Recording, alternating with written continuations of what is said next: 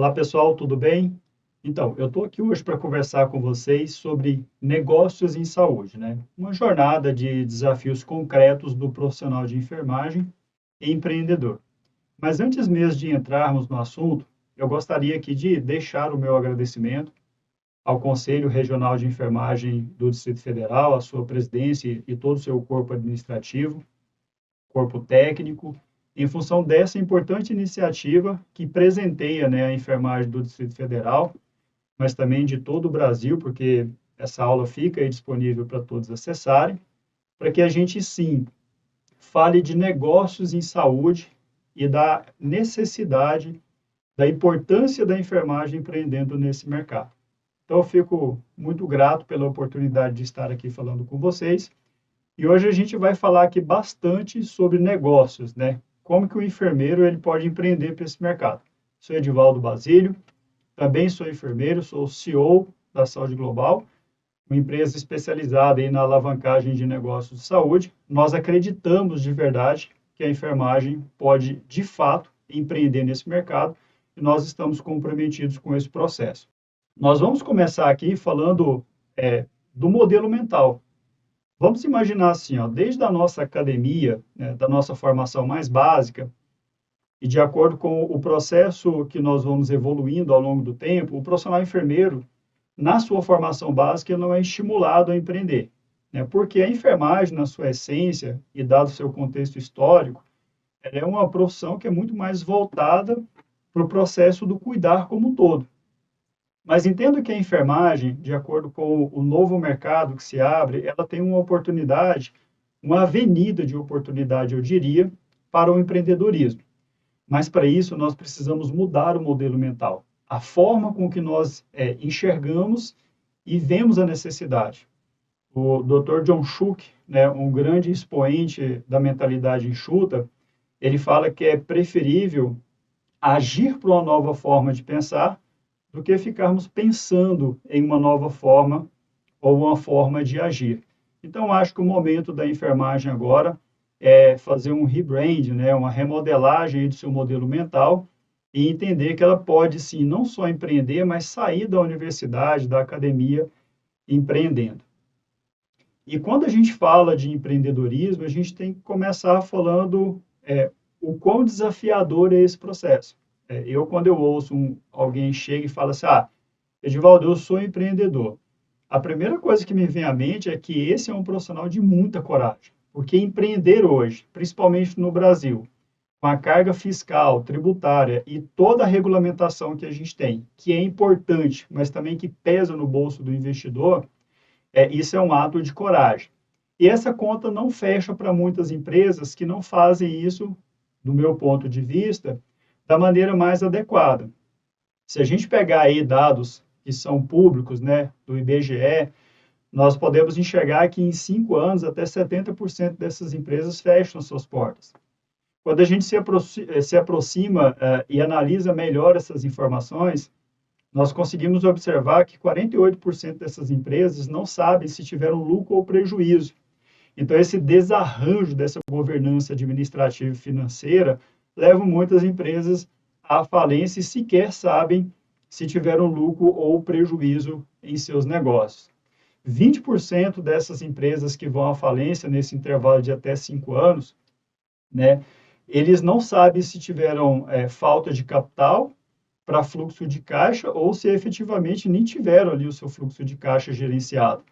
Então, é importante entender que uma coisa é receita, produção, e outra coisa é caixa. Né? Se não adianta fazer um endividamento enorme, produzir bastante, mas no final do mês eu não tenho sequer caixa para poder honrar com meus compromissos. E 7%, olha que coisa estranha, dessas empresas que fecham, eles não sabem se tiveram lucro ou efetivamente conviveram com a falta dele. Então, olha que coisa bizarra, né? Se a gente pegar aí, então, para cada 10 empresas que abrem, em até 5 anos, 7 fecham as portas. Esses são os dados públicos que a gente tem e que mostram essa triste realidade. Como que a gente pode mudar isso, né?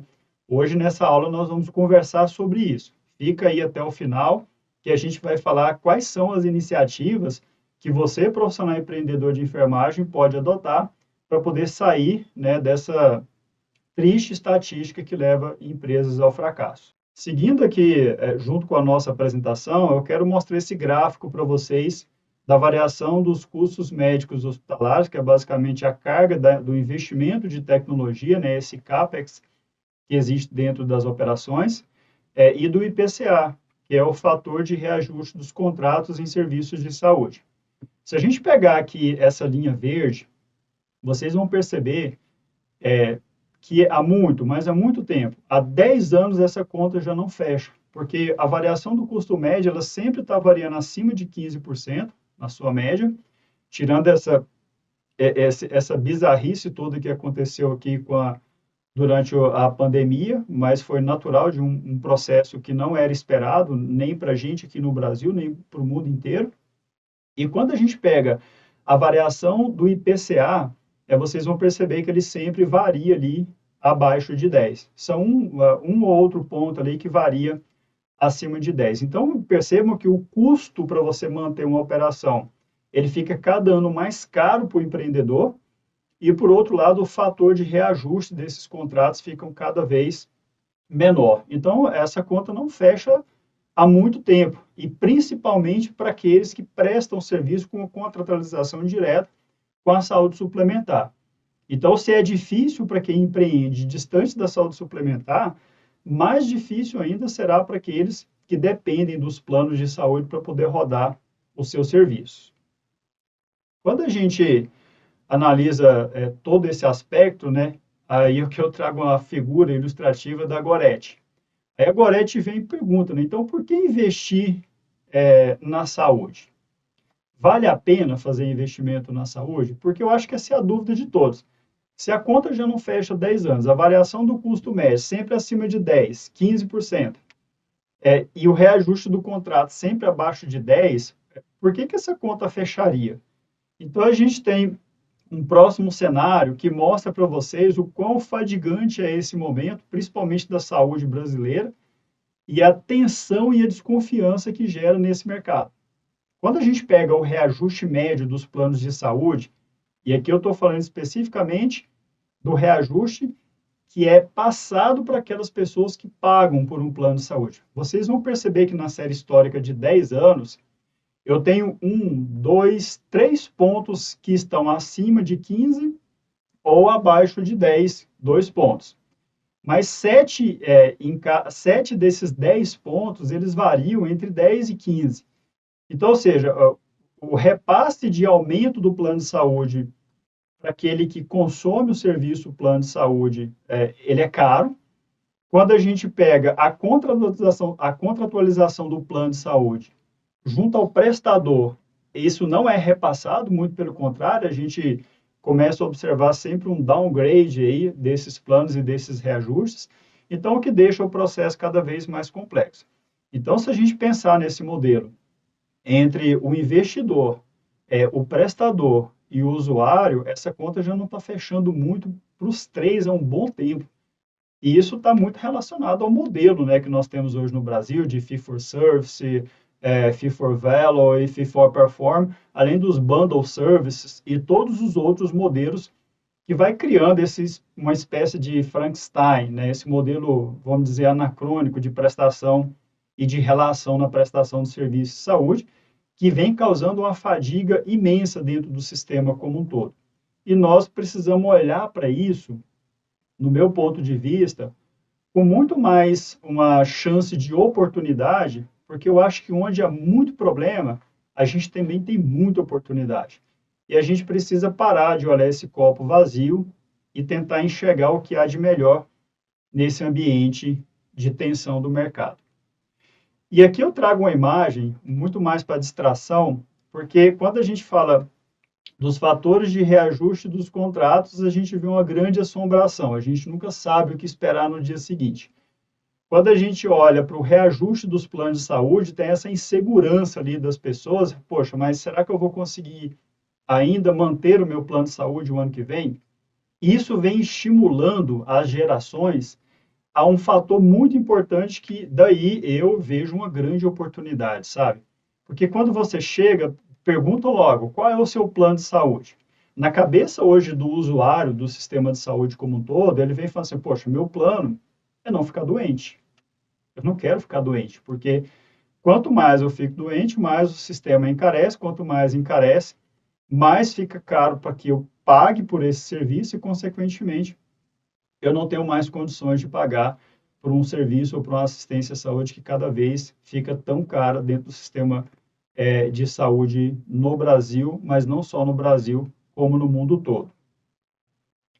E daí a gente começa a analisar e abrir mais o aspecto de análise para esses números, e a gente tem aqui um estudo de uma importante consultoria de mercado da McKinsey, que eles falam que cada vez mais valorizado o bem-estar advém de iniciativas e atividades que promovam a saúde, e prestem atenção nisso aqui, ó, saúde física, mental, bem-estar social. Até aí tudo bem.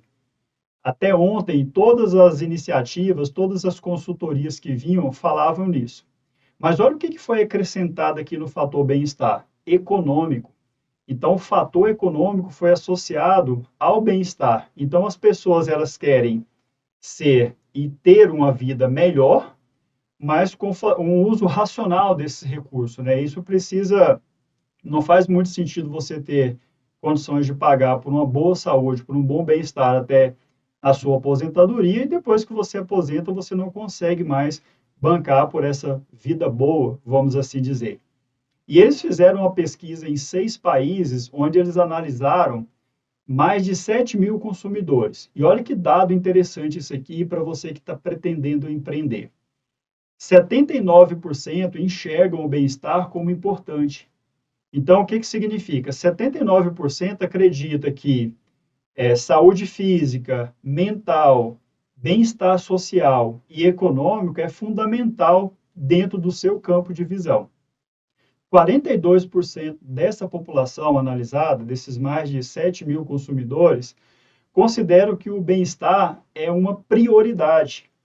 Então, olha só, as pessoas estão olhando para o presente, mas também se preparando para o futuro. Por quê? Elas não querem simplesmente sobreviver, elas querem viver bem. E viver bem, para essas pessoas, ou pelo menos para grande parte dessa população, significa não consumir serviços de saúde da forma que vem sendo prestado nos dias de hoje. Nós precisamos ficar atento a isso, porque essa é uma grande oportunidade. Quando a gente caminha mais, né, analisando esses números, e aí aqui eu pego para vocês, mudou um pouquinho, mas não muito, uma fotografia de dezembro de 2023. Então, a fissura dos atuais modelos de remuneração em saúde é o que vem gerando não só um incentivo a essa mudança de modelo mental para o profissional empreendedor, mas para o consumidor desses serviços também.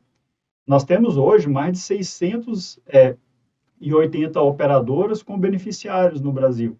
Se a gente pegar aqui, elas estão vinculadas a 173 mil estabelecimentos de saúde, o que gera um volume de cerca de 1,6 bilhão de consultas e procedimentos.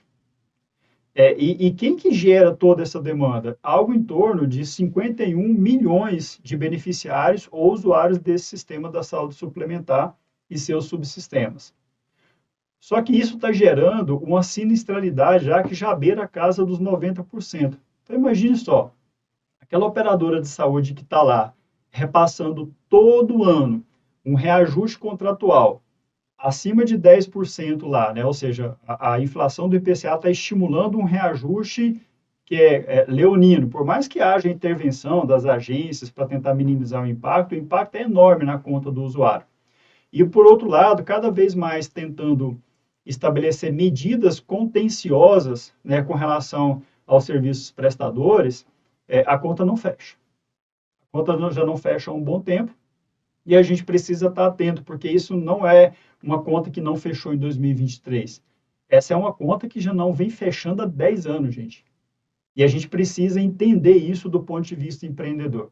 Esse assunto ele precisa sair desses fóruns de discussão que nós estamos aqui e adentrar as universidades. Nós precisamos falar de empreendedorismo para o profissional lá na sua formação mais básica. hoje, algumas pós-graduações, a gente até enxerga, né, as pessoas falando lá de empreendedorismo. Mas para a enfermagem, no formato que a gente precisa ver, ainda é deficitário. E por que esse mercado é importante, né? Por que esse mercado tem oportunidade? Porque tem problemas recorrentes, né? Quais são esses problemas? Carência profissional. Então, profissionais especializados em áreas e segmentos relacionados a bem-estar, como é o exemplo que eu estou trazendo aqui hoje, é enorme. A falta de conhecimento teórico muito maior ainda. Assim, a gente pega alguns cases de sucesso, mas que o conhecimento ainda é muito raso. Nós precisamos de mais iniciativa nas universidades, nos centros de formação.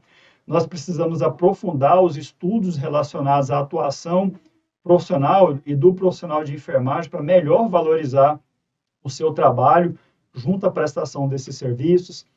A ausência e falta de metodologias. O profissional de enfermagem, gente, empreendedor, na sua grande maioria, ele parte do empreendedorismo a partir de um sonho.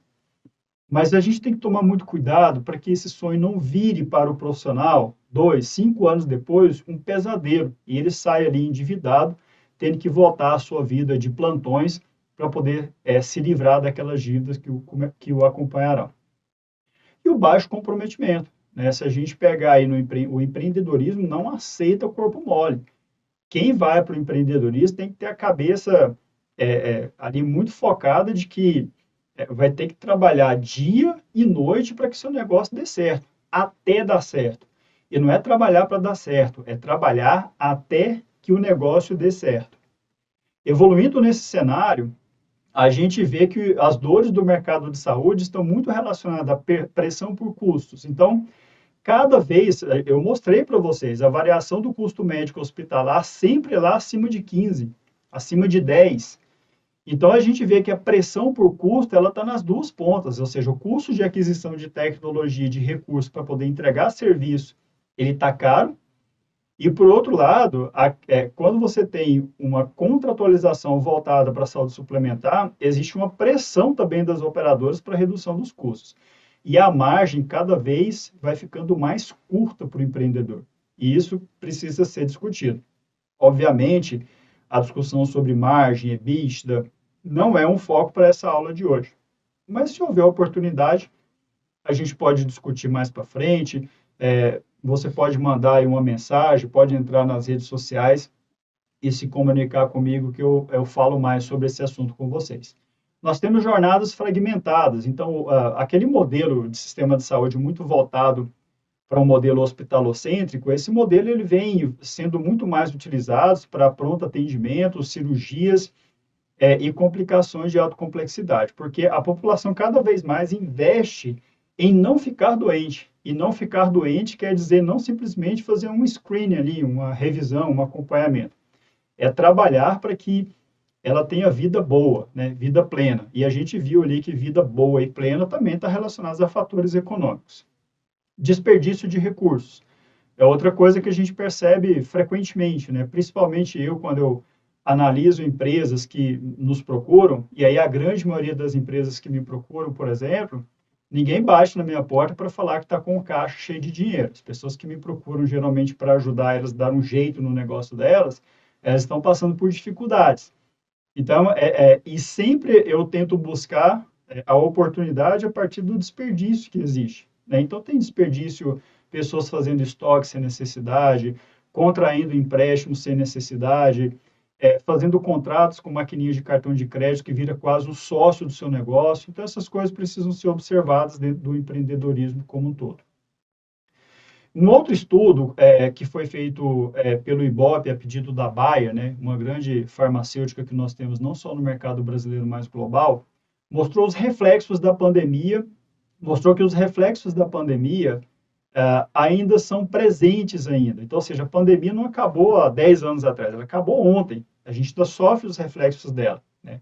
As medidas restritivas nas economias trouxeram inúmeras preocupações, em especial para iniciativas de autocuidado e bem-estar. Então, olha o quanto o susto da pandemia, né, essa tragédia que a pandemia trouxe, também incentivou as pessoas ao autocuidado. E olha que coisa interessante. A população está se conscientizando cada vez mais sobre a importância de se cuidar. 84% dessa população analisada nesse estudo, ela refere que busca o autocuidado, ou seja, as pessoas querem buscar o autocuidado. Mas aí a reflexão lá do empreendedor, que nós temos que ter essa mentalidade. As pessoas sabem se autocuidar? As pessoas foram preparadas para isso desde a sua infância? As pessoas sabem o que de fato é um autocuidado? Um terço delas acreditam que podem se cuidar. Então, ou seja, tem uma massa aí de mais de 60% dessa população que tem certeza também que não sabe se cuidar e não sabe também por onde começa efetivamente. E outros gostariam, 50% aí dessa população gostaria de olhar mais para a saúde. Então, olha só que dado importante, gente. Nós temos aí uma população nos falando assim, ó, mais de 60% dessa população de desassistidos que nós temos no país estão falando, eu quero, eu busco autocuidado, eu pretendo me cuidar melhor, mas eu não sei. Então, olha quanta oportunidade tem para o profissional enfermeiro empreendedor, seja nas mais diversas iniciativas voltado a um personal do cuidado, seja um profissional voltado para iniciativas administrativas voltado para o autocuidado, investir e trabalhar fortemente em infoprodutos, né? Então, sair, né, da doença instalada e voltar a atenção profissional para aquele que está prévio, ou seja, enquanto o paciente tem saúde, o que eu posso entregar para ele para que ele tenha vida plena, vida boa como um todo. Eles estão pedindo por isso e a gente está ignorando esse processo. Quando a gente avança com esses dados, a gente começa a perceber que esse mercado de desassistidos, ao passo que eu tenho 50 milhões, 51 milhões ali de pessoas que possuem planos de saúde e que sofrem todas essas variações que nós discutimos até agora, 164 milhões dessas pessoas estão desassistidas aí no país. Sejam crianças, jovens, adultos ou idosos. Essas pessoas estão aí e estão precisando, de fato, de uma atenção. E a gente precisa se atentar a esse modelo. Um outro estudo da McKinsey fala que o Brasil é um mercado global, né, que se destaca em vários segmentos, principalmente no mercado de saúde, e um deles é o bem-estar. E eles falam que esse é um mercado de 1,5 trilhões. Olha quanto dinheiro tem distribuído nesse mercado, quanta oportunidade para a gente poder explorar. Esse é um mercado que cresce de 5 a 10% ao ano. Então, quando a gente pensa como investidor, quando a gente vai analisar o break-even, o ROI, o retorno sobre o investimento, a gente precisa analisar esses dados de crescimento para poder fazer essa suavização exponencial futura e saber se o meu investimento tem liquidez ou não. A gente tem um público consumidor aí que está gastando hoje já em torno de R$ 1.200 por mês, consumindo por bem-estar. Né? Nós temos aí mais de 160 milhões de consumidores aptos a esse mercado, sem contar aqueles que, além de possuir os recursos da saúde suplementar, também consomem desse mercado. Então, o que não falta aí é oportunidade. O que está faltando para a gente é estratégia e método para a enfermagem conseguir efetivamente empreender dentro desse mercado. E aqui a gente tem dados públicos também que mostram para a gente que o Brasil é o segundo do mundo com mais interessados em ter o próprio negócio, só perde para a Índia, né? Então, olha que coisa interessante que nós temos aqui para poder analisar. O Brasil é um mercado de muita oportunidade e a gente precisa assumir o protagonismo como profissionais enfermeiros desse mercado. Nós temos aqui, ao passo que nós temos 42 milhões de pessoas que já empreendem desse mercado como um todo, nós temos 51 milhões de empreendedores em potencial. Então, olha quanta gente olhando para esse mercado, gente. É no total de 93 milhões de pessoas que respiram o empreendedorismo no Brasil. É um mercado competitivo, eu acredito sim. Mas imagine que aí você tem desafios de gestão financeira, gestão de fornecedores, recursos humanos, né, gestão da transformação, uma coisa que as pessoas sempre me procuram, né? Edivaldo, como que foi a transição de carreira para você? Né? Como que você, em algum momento, deixou de ser um enfermeiro assistencial e passou a ser um enfermeiro empreendedor? Ao passo que eu descobri onde eu me encaixava nesse mercado. E eu desenhei isso ao longo de um bom tempo, eu não virei a chave de um dia para o outro. Então, esse movimento, né, essa transição de carreira, ela também é um desafio que precisa ser enfrentado pelos profissionais, além de transformação digital, a sustentabilidade, as responsabilidades, né, que a gente precisa ter dentro dos negócios como um todo, né? Crises, incertezas acontecem, mas precisam ser na melhor medida possível previstas. Enfim, os desafios são os mais diversos. E aí a gente volta naquela frase do John Schuck, né? É preferível agir para uma nova forma de pensar que ficar efetivamente pensando em uma nova forma de agir. Então a gente precisa sair do lugar, seja planejando essa transição para o empreendedorismo ou planejando de fato a ideia para o empreendedorismo sustentável e inteligente, para que você não participe daquela triste estatística das empresas que quebram em até 5 anos. Bem, se a gente imaginar que 93 milhões do mercado aí está propenso ao empreendedorismo, então vamos imaginar assim, gente, esse mercado está aí, esse mercado acordou para o empreendedorismo como um todo, e ele sabe exatamente o seu papel. Você que está aí pensando que esse mercado efetivamente vai deixar de existir, pense assim, ó, quanto mais tempo você demora para tomar a sua decisão, outras pessoas estão ali tomando a sua decisão também dentro desse mercado. E quais são os agentes, né, do mercado de saúde? Quando você vai empreender nesse mercado, o que você tem que pensar? Vamos imaginar assim, ó, eu tenho o cliente que ele busca basicamente acesso justo, com preço justo e desfecho clínico favorável no menor espaço de tempo possível. Então, ou seja, quando um cliente hoje ele tenta acessar um serviço de estética, um serviço de cuidado e bem-estar, um serviço de aromaterapia, tem aí, e estão empreendendo e ganhando dinheiro com isso. E ele olha e vê uma agenda para que 10, 20 dias, ele não está nem um pouco confortável com isso, ele quer ter acesso, mas em um tempo acessível, um tempo possível. Quando a gente pega um investidor, que somos nós aqui que estamos botando o nosso dinheiro lá, nós vamos buscar o retorno sobre o investimento antes da depreciação. E isso também precisa ser considerado. E o último ponto, para aqueles que vão prestar e vão empreender em negócios que comunicam com a saúde suplementar, por exemplo, a operadora de saúde, ela busca transparência e previsibilidade. Então, nós temos o cliente que busca ali acesso a preço justo no menor espaço de tempo possível. Nós temos o investidor que basicamente ele quer retorno sobre o investimento e nós temos as operadoras aí que basicamente e os clientes, né, que basicamente eles querem transparência e previsibilidade.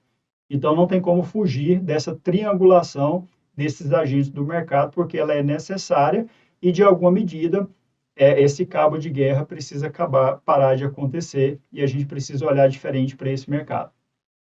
Quais são as melhores áreas para empreender, né? De acordo com dados que nós temos aí públicos, né?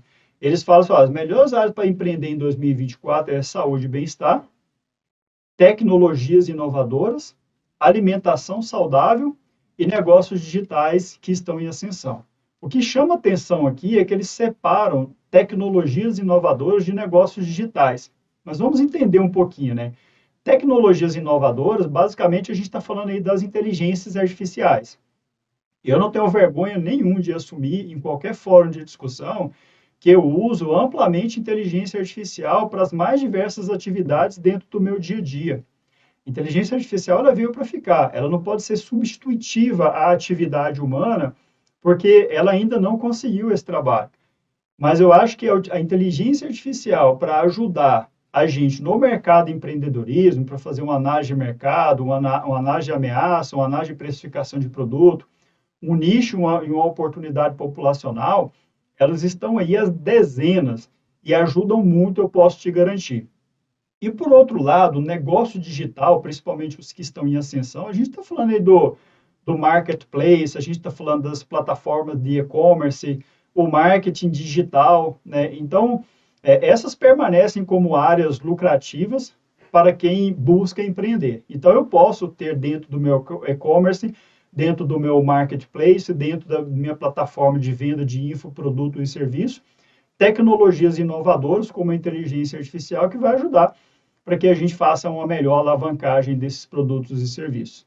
Alimentação saudável, saúde e bem-estar voltados, né, que continuem em alta no país, então cada vez mais uma população com expectativa de longevidade e cada vez mais essa população quer viver bem e melhor. Então, fique atento. São 4 áreas que eu, particularmente, me conecto com todas elas e não tiro o olho o tempo inteiro. Bem, se a gente seguir em frente, a gente precisa fazer a seguinte ponderação. Prontos ou não, a mudança já está ocorrendo. Então, é o que a gente acabou de falar ali atrás. Se você estiver pensando que vai empreender, imagina assim, ó, você está no universo de 93 milhões de pessoas aqui no Brasil que, de alguma medida, estão pensando ou já estão no empreendedorismo. Então, você precisa sair do lugar caso você queira empreender, seja para planejar essa transição de carreira para o empreendedorismo, ou até mesmo começar a estudar aí, ou efetivamente colocar a sua ideia em prática. Bem, para isso você precisa se conectar com os pontos centrais que transformam a jornada. E aí é o que o Edivaldo entende, dada a experiência que ele tem. São 3 fatores que, no meu ponto de vista, são importantíssimos. Você tem o fator tempo, ou seja, se você vai empreender e o seu negócio não agrega valor com relação à redução do tempo e permanência das pessoas, esquece, isso não gera valor. Gerar valor, não estou falando de valores financeiros, obviamente isso é importante e precisa ser discutido, mas eu estou falando aqui de valor de entrega, né? Valor não é aquilo que se paga, valor é aquilo que se leva. Então, como que a gente pode trabalhar para que isso aconteça de forma efetiva? Partindo do princípio de quem vai consumir o que você vai prestar, e não efetivamente você achando que resolvendo um problema que você acha que é adequado, você está resolvendo o problema do teu cliente. Então, aqui a gente já trabalha em cima de um conceito de que qualidade é uma coisa, experiência é outra. E as duas juntas, quando a gente soma qualidade e experiência, a gente tem uma proposta de valor completa. E por último, as pessoas, né? Se a gente imaginar dentro do mercado empreendedor, um serviço é estrutura, instalações, pessoas e processos. Se eu tirar as pessoas dentro desse serviço, o serviço acaba. Não existe mais um serviço, não existe mais um negócio. Então, a gente precisa hoje parar para pensar no empreendedorismo, mas imaginando o empreendedorismo no conceito de que as pessoas precisam ser melhor vistas dentro do negócio como um todo. Dado esse mercado de transformação e de movimento, eu gosto de chamar esse movimento que anda na lateral aí desse modelo hospitalocêntrico, de hospital geral e de portas abertas, né? Isso que caminha muito mais voltado do que é valor para quem consome o serviço, de serviços influenciados. E o que são, né, Edivaldo? Serviços influenciados são linhas de serviços que geram valor em saúde, né? Então, se a gente observar, a gente precisa fazer a seguinte pergunta, né? O futuro já se faz presente? Então, vamos imaginar, nesse círculo que nós temos aqui, nós temos os modelos, os sistemas de serviços de saúde que são tradicionais. Então, nós temos aí os centros de atenção privados, nós temos aí os centros de diagnósticos, nós temos aqui os hospitais gerais de porta aberta, só que na marginal desse serviço, na lateral, existe uma janela de oportunidade onde os centros de atenção a idosos, os home care, os profissionais que se dedicam à atenção e à performance de cuidado, ou seja, planejamento de cuidado das pessoas, os centros comunitários de atenção. Então, nós temos aí um volume imenso de oportunidade que já está caminhando fora desse modelo hospitalocêntrico e que a gente precisa olhar para isso como serviços, né, os serviços de atenção à saúde do futuro. Mas esse futuro, gente, ele já está presente, né? A gente já consegue observar aí enfermeiros e outros profissionais que também prestam serviços de saúde, como laboratórios, serviços médicos, dando as mãos em sociedades para poder estruturar um negócio muito mais multidisciplinar à necessidade. Então, o enfermeiro, ele se coloca em uma forma, em um modelo, que ele não é mais o empregado do negócio, agora ele é o empregador sócio, ele faz parte daquela composição societária, daquele grupo investidor que está investido em aquela determinada área. Porque a concessão de privilégio atribuída ao profissional enfermeiro, somada a outros profissionais, pode gerar bons negócios para um mercado consumidor. E esse mercado ele é diverso, né? A gente fala de cuidados ampliados, que são linhas de cuidados que exploram o ecossistema de saúde. A gente está falando aqui de centralidade no paciente, então o cuidado ele precisa ter o paciente como foco central de toda a ação. A gestão colaborativa, né? Então, silos tradicionais, eles não funcionam mais. Eles já estão dando lugar a modelos mais coesos, onde as pessoas trocam informação em favor de um melhor relacionamento com o seu cliente. A transparência nos custos, né? Então, hubs de gestão e plataformas de gestão, é exemplo do que eu faço hoje, eles são modelos de comportamento de risco e valor. Então, hoje eu assumo, né, uma plataforma que hospeda ali negócios e serviços para profissionais de saúde, principalmente que estão ali começando a sua jornada. Engajamento, propósito e serviços influenciados, né? Modelos atualmente alinhados ao aumento do número de médicos e profissionais de saúde, darão lugar à multidisciplinaridade desse processo. Então, fique atento aí, né? O modelo está muito mais coeso, muito mais voltado para compartilhamento de risco e muito mais voltado para profissionais que dão as mãos aí em favor de um produto ou de um negócio. E aí, caminhando já mais para o final da nossa apresentação, eu quero falar para vocês de a jornada empreendedora. Bem, jornada empreendedora são 7 etapas que eu acabei desenvolvendo, que ao longo da minha carreira profissional eu entendo que são etapas indispensáveis para que o profissional de saúde, o profissional enfermeiro consiga empreender nesse mercado, né? Então, ele precisa transformar a ideia em um negócio de sucesso. E isso tem fórmula, tem jeito de fazer, basta você prestar bem atenção. Vem comigo aqui que a gente vai passar cada uma delas. A primeira delas é romper com a inércia. Então, aquele negócio que você fica parado a vida toda ali, eu vou, não vou, então para. Primeira coisa, se o planejamento é a transição de carreira, vamos parar e vamos planejar quando é que você vai virar a chave. Se o planejamento é para um negócio, serviço ou produto, vamos parar e fazer o plano de negócio. Mas é preciso tomar a decisão. Pior que uma decisão que não deu certo é uma decisão não tomada. Isso, para mim, é muito certo. Então, a gente tem aqui o primeiro ponto dessas 7 etapas que eu chamo de plano de negócio. O plano de negócio ele vai te dar, no plano estratégico, o design do negócio, análise de mercado e quais são as metas que você precisa buscar no primeiro, no segundo, no terceiro, no quarto, no seu 5º ano de negócio, fazendo essa exponencialidade aí da projeção. E aí, ao longo do tempo, conforme o negócio vai acontecendo, você vai ajustando esses dados de acordo com a sua operação e com o movimento de mercado. O plano operacional é você entrar para um negócio, você sabendo exatamente o design da estrutura e de processos administrativos e clínicos. Eu recebi há pouco tempo uns profissionais de enfermagem na minha empresa e que eles disseram que começaram fazendo todo o investimento, gastaram lá R$400 mil para poder abrir uma clínica.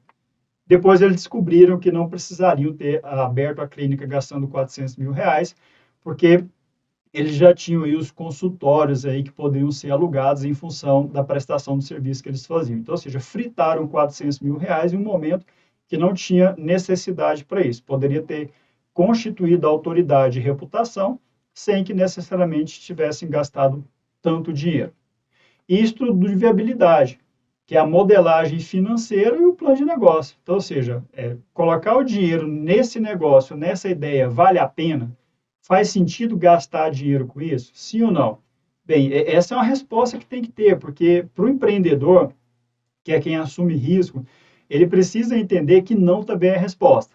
Então, se ao final de um plano de negócio faz muito mais sentido você pegar esse dinheiro aqui e aplicar em fundo imobiliário e ficar na sua casa sem arrumar dor de cabeça, então que assim faça, mas não vá fritar o seu dinheiro com investimento que no sonho é lindo, mas que na prática não faz sentido. Para isso que serve o plano de negócio. Antes de botar o seu dinheiro em qualquer investimento, pega a ideia e transforma a ideia primeiro em um plano estratégico, operacional e estudo de viabilidade. Faço isso o tempo todo para as pessoas e eles têm muito mais sucesso, porque eles controlam melhor as variáveis.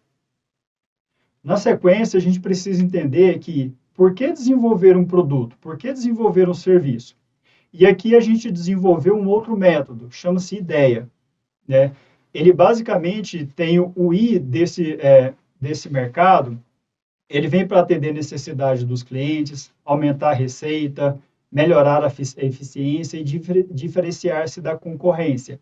E como ele trabalha isso, O I, ele vem especificamente de ideação. Então, qual que é o objetivo desse produto ou serviço? Qual o mercado e o público-alvo? Existe concorrência? Qual o tamanho dessa concorrência? Quais são os problemas efetivamente enfrentados? E quais são as soluções, né? Quais dores eu irei resolver com essas soluções que eu estou propondo? Depois a gente parte para o D, que é de definição do produto, e aqui é um pouco de um modelo modificado de Kotler, que a gente fala assim, ó, o primeiro ponto, o primeiro olhar desse D de definição do produto é o propósito, a que ele se destina e a que ele se propõe. É preciso deixar isso muito claro. Segundo, qual que é o produto ou serviço que eu estou de fato planejando? Qual é o processo que eu executarei? Ou seja, vou colocar isso para venda online, vou colocar isso para venda offline, vou hospedar em uma plataforma, vou abrir uma clínica ou um escritório, vou para um escritório compartilhado. Como esse serviço vai ser entregue para o meu cliente? Isso precisa ser definido no processo. A praça é efetivamente onde você vai atuar, né? Que tipo de mercado que você vai absorver. O preço, gente, e aí aqui eu talvez aqui um dos principais pontos, né? As pessoas geralmente me perguntam de Valdo, quais são as dicas que você daria para um produto ou um negócio de sucesso? São 3 pontos que eu sempre coloco. O primeiro deles é o planejamento estratégico e o plano de negócio. O segundo deles é fazer a precificação adequada do produto. E o terceiro deles é uma boa governança financeira, né? Porque sem fluxo de caixa, nenhuma empresa sobrevive. E recursos. Então, você precisa entender que você precisa de, em muitos casos, recursos, equipamentos, estruturas, instalações e, obviamente, o principal dele, que são os recursos humanos. Ter recurso humano não habilitado e qualificado para a prestação de serviço, você vai ao encontro daquelas empresas que estão ficando pelo caminho em até 5 anos. Então, uma recepcionista, se você não tomar cuidado, ela é seu principal concorrente dentro do seu serviço. Porque se ela não tiver muito bem claro na cabeça dela como ela vai entregar e fazer a captação e a conversão desses clientes, ela pode expulsar seus clientes aí com um sorriso lindo no rosto e você não está nem percebendo. Depois a gente tem o E, que basicamente é a estratégia de marketing, né? Quais são os canais de venda que você vai utilizar? Qual que é o conteúdo que você vai estabelecer para conversar com os seus potenciais clientes nesses canais de venda e de distribuição? Como que você vai fazer o aquecimento e o lançamento desse produto, né? É um lançamento perpétuo? É um lançamento que você vai fazer apenas uma única vez, né? O lançamento perpétuo ele é um pouquinho diferente do lançamento único, porque você vai lançando o produto e remodelando e relançando ele à medida que a percepção de valor do seu cliente também vai mudando. Aquecer os seus leads tem que ter estratégia, não é simplesmente copiar um funil de venda aí em um RD Station, em um Bitrix 24, colocar ali e achar que está fazendo aquecimento estratégico de vídeo, de leads através de uma landing page. Né? E as entregas, né? O handover, né? O que efetivamente você está entregando aí para o seu cliente como um todo. E por último, a gente precisa olhar para a alavancagem do produto. Né? Fazer um bom planejamento de vendas, isso é importante. O CRM marketing ou CRM comercial, que é exatamente isso que eu falei para vocês, seja o RD Station, seja o Bitrix 24, tantos outros que tem por aí. Qual a estratégia de funil e acompanhamento do cliente que você vai colocar ali dentro, não só para captação, mas para acompanhamento desde o lead aquecido até o cliente pós-venda. Porque o encantamento é importante durante o processo de entrega, né? E isso está muito relacionado ao conceito de experiência do cliente, mas o pós-venda é importantíssimo também para você entender se o NPS desse cliente foi favorável para que ele ajude você na divulgação desse produto como um todo. É o que vai garantir a efetiva fidelização. Bem, eu falei muito rapidamente porque aqui eu quero falar para você de projetos. Né? Então, você fez o seu plano de negócio. Já está ali claro que o seu planejamento estratégico, o seu plano operacional e o seu estudo de viabilidade é verdadeiro e o seu plano de marketing não deu um falso positivo. É um plano de marketing que efetivamente mostrou que você vai ter sucesso com aquele produto. Aqui agora você precisa pensar do ponto de vista de quem vai montar uma estrutura física, projeto de arquitetura, projeto de bombeiro, hidráulica, projeto de resíduos de serviço de saúde, lógica e dados, elétrica. Então, tudo isso pode gerar economia no projeto se você fizer bem feito. Então, esse design thinking, né, esse modelo mental de pensamento enxuto, esse lean thinking do sistema de atendimento do cliente precisa ser observado desde o projeto e não só depois que o serviço estiver pronto.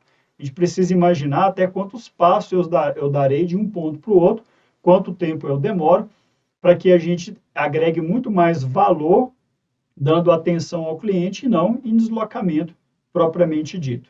Bem, passando a etapa de projetos, a gente tem a verdadeira estrutura do negócio. Então, pensa assim, ó, já fiz o meu plano de negócios, já estou com a minha clínica, o meu escritório, o meu serviço montado, agora eu preciso pensar na contabilidade para a abertura da empresa, licenças, alvarás e processamento contábil, eu preciso pensar na estrutura jurídica de contratos, termos, lei geral de proteção de dados, isso é importantíssimo, precisa ser respeitado. Registro da marca, eu já vi gente aí que abriu um negócio, botou uma marca e recebeu o processo porque a marca não era dele, teve que deixar o nome do negócio, causou um constrangimento enorme. Precisa ter um olhar imenso, principalmente a turma aí que lida diretamente com a assistência ao paciente, turma que trabalha com curativos, que trabalha com home care, que trabalha com estética, essa responsabilidade civil precisa ser observada, porque é um risco que precisa ser contingenciado. A infraestrutura física do projeto de recursos de utilização na prestação do serviço. E recursos humanos, né? Regime de contratação, vou contratar PJ, vou contratar CLT, né? Precisa fazer medicina do trabalho, LTCAT. Então, como fazer isso, né? Então, particularmente, eu tenho hoje, dentro da minha empresa, estruturas de SG contábil, SG jurídico, SG recursos humanos, é exatamente para isso, para ter uma plataforma onde o profissional possa ir e entender em um só local a resolução de todos e todas as suas dificuldades de entendimento com relação à efetiva e o efetivo empreendedorismo na área da saúde, né? Porque você buscar isso em ambientes diversos hoje é muito complexo. Na sequência, nós temos a etapa de design de negócios, né, de produtos e de serviços. Então, aqui, para vocês entenderem, isso aqui é o design de uma linha de cuidado assistencial. Então, para você analisar muito bem o processo, você precisa ter ele muito bem desenhado, para você saber em cada etapa desse que tipo de conceito de valor você tem. Por exemplo, na primeira etapa aqui desse exemplo que eu dou, eu tenho um agendamento inicial. Entre o agendamento inicial e a próxima etapa, que seria consulta, eu tenho uma organização de exames e demandas. Então, esse é o ponto crítico de atenção que eu preciso respeitar no processo. Porque agendamento inicial e consulta é processual, a gente vai definir de qualquer forma, mas o que eu não posso deixar de fazer durante essa jornada? Então, o conceito do design processo, ele parte do princípio de não é tudo que eu tenho que fazer, é o que eu não posso deixar de fazer para que no final eu entregue o conceito de valor que o meu cliente deseja, seja ele para processos clínicos ou administrativos. Bem, na sequência, no quinto ponto, eu coloco mercado e marketing. Então, a gente tem hoje um modelo de serviços influenciados, que a gente falou há pouco, e aí, quem quiser saber mais sobre isso, pode entrar em contato comigo, que a gente esclarece, mas ele está voltado muito mais para um modelo de alavancagem de negócio do que para credenciamento de plano de saúde. E para isso você tem que ter uma estratégia, né? Um marketing de negócio, um bom marketing de produto e um bom marketing de vendas. Então lembra que lá no planejamento que eu falei para vocês, do plano de marketing, lá do IDEA, então o plano de marketing ele precisa ser somado ao plano de negócio antes de você partir para a execução. Isso é importantíssimo para o negócio, porque marketing de vendas, por exemplo, eu estava conversando há pouco com um amigo que tem uma empresa, uma clínica, e ele falou assim, poxa, Edivaldo, o meu impulsionamento de conteúdo não está alimentando o meu negócio, eu estou gastando muito dinheiro e não estou tendo conversão. A gente precisa entender que nem todo negócio que vai trabalhar no mercado online, esse é o verdadeiro processo de alavancagem de conversão. Dentro do processo de distribuição e dos canais de comunicação dos seus produtos, você precisa definir muito claramente se a sua estratégia é online, é offline, porque senão você só vai fritar dinheiro sem ter conversão mesmo. E aí vira aquele vício coletivo, né? não deu certo com essa assessoria de marketing, eu contrato outra empresa, não deu certo com outra empresa, daqui a 6 meses eu contrato mais outra, e daqui a pouco você começa a perceber que o que está acontecendo, na verdade, é que aquela empresa não compreendeu muito bem o propósito do seu negócio. Então, você precisa trabalhar no sentido de estruturar melhor isso aí, em favor, lógico, do nosso sexto ponto, que a gente também discutiu alguma coisa já aqui atrás, que são as etapas comerciais, né? A sua carteira de clientes. Então, como que eu vou transformar uma carteira de clientes, onde eu tenho aí hoje, né, uma oportunidade de 164 milhões de pessoas desassistidas aí, mais quase 51 milhões de pessoas que possuem plano de saúde, como que eu vou trazer essas pessoas ou esses negócios que já estão operando dentro do sistema de saúde para se comunicar com o meu negócio e para que a gente efetivamente possa ganhar dinheiro dentro desse mercado, porque a gente bem viu lá atrás que, de acordo com o estudo da McKinsey, em 6 países, com mais de 7 mil pessoas, as pessoas veem agora a parte financeira também como bem-estar, como vida boa. Isso precisa ser considerado no plano de carreira do profissional enfermeiro. Então, um bom plano de carreira, seja ele público ou seja ele privado, ele precisa dar atenção a esses pontos que a gente vem discutindo aqui. Bem, e aqui, por último, eu quero conversar com vocês sobre a operação. Eu gosto muito do modelo da Shook House, né, que é a casa de Shook.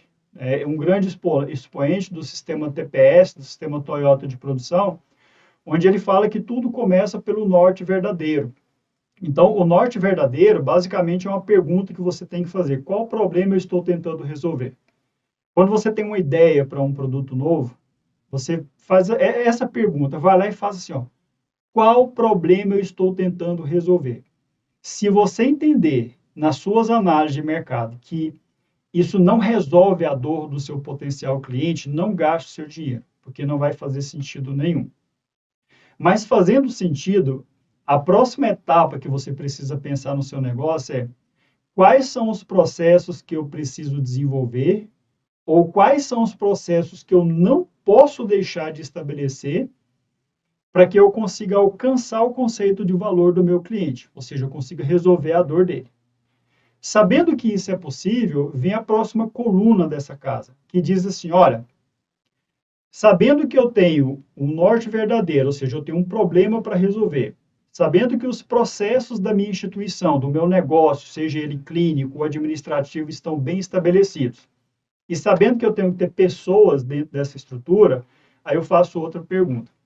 Quais habilidades eu não posso deixar de buscar ou desenvolver nessas pessoas para que elas sejam capazes de executar bem os processos, né? Então, isso vale para quem vai cuidar da higiene, vale para quem vai cuidar da manutenção, vale para quem vai cuidar do seu canal de acolhimento do cliente, a conciergeria, a recepção, vale para quem vai trabalhar no seu planejamento de marketing, no seu planejamento comercial e vendas, vale para o seu financeiro que tem relacionamento com o seu cliente. Então, vamos abrir os olhos para isso. Então, as pessoas precisam estar desenvolvidas à altura daquilo que você pretende entregar. E um sistema de gestão, gente, que é coeso, que é inteligente às necessidades do negócio. Não adianta você criar um sistema de gestão lindo, maravilhoso no papel, mas que ele não funciona no dia a dia. Eu costumo dizer que o bom gestor é aquele que está no chão de fábrica. O bom empresário é aquele que compreende bem o seu negócio, ele respira o negócio. Antes que qualquer um execute, ele pelo menos sabe muito bem como aquele negócio precisa ser executado. Você não precisa ser um especialista de Harvard para você contratar ou para você executar um bom negócio. Mas você precisa saber que em algum momento, talvez você vai ter que ir lá em Harvard e contratar um grande especialista para poder fazer parte da sua equipe ou de uma grande instituição formadora de boa mão de obra. Porque você não pode entregar as entregas que você faz ao seu cliente à mão de pessoas que não estão habilitadas para esse processo. Quando você pega todo esse conceito e junta ele dentro de um processo, de uma estrutura organizacional, você tem a cultura, que é o jeito de ser da empresa, a forma com que ela se comunica com o seu cliente. Então, hoje, quando a gente pega o modelo de Shook, ele é basicamente o seu design de operações. Então, isso precisa estar considerado lá atrás, lá no seu plano operacional como um todo. Então, essas são as 7 etapas que durante a minha trajetória profissional no empreendedorismo, como enfermeiro e como profissional de saúde, eu compreendi que são indispensáveis para o profissional empreendedor. Então, quer empreender, quer ter sucesso no que você faz, quer ganhar dinheiro com o seu negócio, gente, não despreze essas etapas, né? A gente está aqui trabalhando no sentido de que você tenha sucesso, de que você alavanque cada vez estágios maiores dentro do seu negócio. Mas mesmo você que ainda é muito pequenininho, não despreze. Essas etapas elas são factíveis para quem é pequeno e para quem é grande. Qual que é o grande problema? Alguns desprezam essas etapas e não chegam à etapa de ser grande porque ficam pelo caminho. E outros, quando chegam a ser grande, têm que resolver esses problemas do passado ainda presentes. Por quê? Porque isso está causando dor e sequestrando o valor dentro do seu negócio. Bem, e eu costumo dizer sempre, né, assim, essa é uma frase que eu acho muito bacana. Se a jornada não foi divertida, a gente escolha outra. Se a oportunidade que você buscou não deu certo, busque outra. Mas se você acredita na sua capacidade empreendedora e está fazendo certo, faça não para dar certo, mas faça até dar certo, porque vai dar certo. Hoje a gente sabe que o tempo de alavancagem de uma empresa demora de 1 a 18 meses. Então, se alguém vende para você conversão, se alguém vende plano de negócio com retorno sobre investimento menor que 18 meses, no mínimo desconfie. E a gente sabe que a cultura organizacional de uma empresa acontece entre o quarto e o sétimo ano. Então, a gente está falando de uma jornada que, para o empreendedor, não é uma jornada de uma corrida de 100 metros. Isso aqui é uma jornada longa, né? Mas que a gente precisa transformar esses processos, esses problemas que nós vamos encontrar todos os dias em algo que seja, no mínimo, divertido, porque senão a gente não tolera e não suporta a dor dessa jornada. Porque eu volto a dizer, a jornada ela precisa ser divertida, mas, por outro lado, ela precisa de muita coragem, porque a dor ela é presente. Só que é aquilo, né? É a dor da transformação. Para você chegar do outro lado do rio, você precisa, de alguma medida, molhar as pernas. E, por último, eu gostaria aqui de agradecer a todos vocês. Se você apontar o seu celular aqui para o QR Code, você vai ter acesso às minhas redes sociais. Meu nome é Edivaldo Basílio, eu também sou enfermeiro, também sou empreendedor do mercado de saúde. Eu estou aqui falando um pouco da minha experiência, falando um pouco do que eu sei a respeito de empreendedorismo, no propósito de ajudar você a crescer dentro desse mercado, a sair da inércia, a acreditar no seu sonho em favor de um propósito muito maior. Então, muito obrigado ao Conselho Regional de Enfermagem do Distrito Federal, a toda a sua diretoria, a todo o seu corpo técnico, não só por me presentear essa oportunidade, mas por me dar essa oportunidade de colaborar com vocês também dentro do empreendedorismo na enfermagem. Muito abraço para vocês e um sucesso e que vocês voltem para contar a experiência de vocês. Até lá!